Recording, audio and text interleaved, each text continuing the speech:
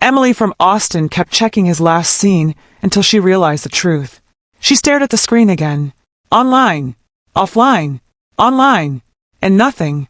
Her chest tightened just a little more each time that green dot appeared and disappeared without her name lighting up his phone.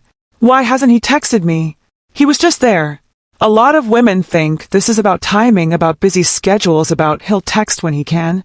But what Emily from Austin discovered that night changed the way she saw everything. And if you've ever felt your heart drop because of a last scene, you need to hear this. Emily wasn't dramatic. She told herself that 100 times. She had a job, friends, a normal life. She wasn't the kind of woman who obsessed over a man.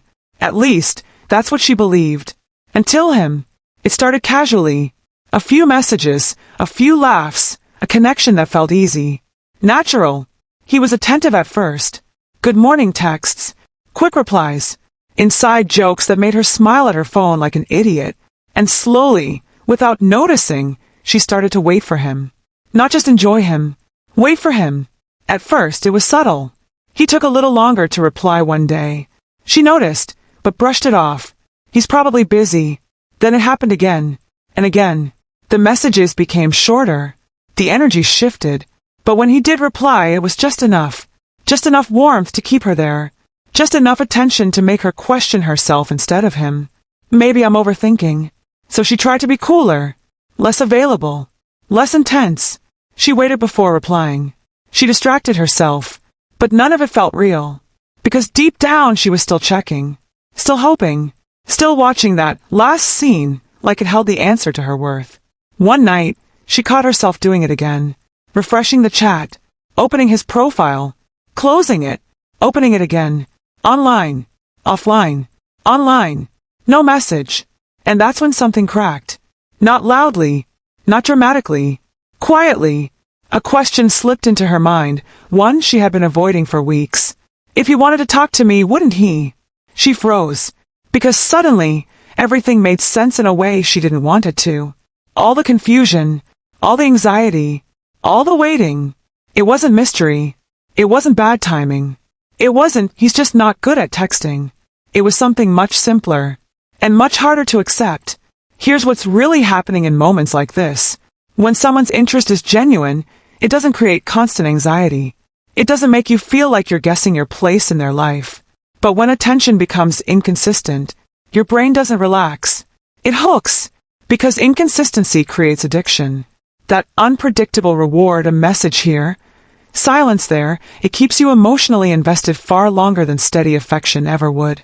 And without realizing it, you stop responding to the person and start responding to the feeling, the hope, the anticipation, the validation when they finally reply. Emily wasn't waiting for him anymore. She was waiting for the relief he gave her. And that's the trap. Because now, it's no longer about connection. It's about emotional dependency. And here's the uncomfortable truth. It was never about his time. People make time for what matters to them. Always. The real reason he replied less is because he felt less. And instead of facing that reality, Emily tried to adjust herself to keep his attention. She became more understanding, more patient, less demanding, smaller. But shrinking yourself doesn't make someone love you more. It only makes you easier to ignore. The moment everything changed wasn't when he stopped replying. It was when she stopped explaining his behavior for him. When she finally said to herself, "This isn't confusing. I just don't like the answer." And that realization, it hurt, but it also freed her. If you see yourself in Emily, here's what you need to understand. You don't need to decode mixed signals. Mixed signals are the signal. Clarity doesn't feel like anxiety. Interest doesn't feel like doubt. And someone who truly values you won't make you question your place in their life every night. So the next time you catch yourself staring at a last scene, pause and ask yourself a different question. Not, why hasn't he texted me? But, why am I giving so much power to someone who gives me so little? Because the truth Emily discovered that night wasn't about him. It was about her. And the moment she stopped waiting was the moment she started choosing herself again.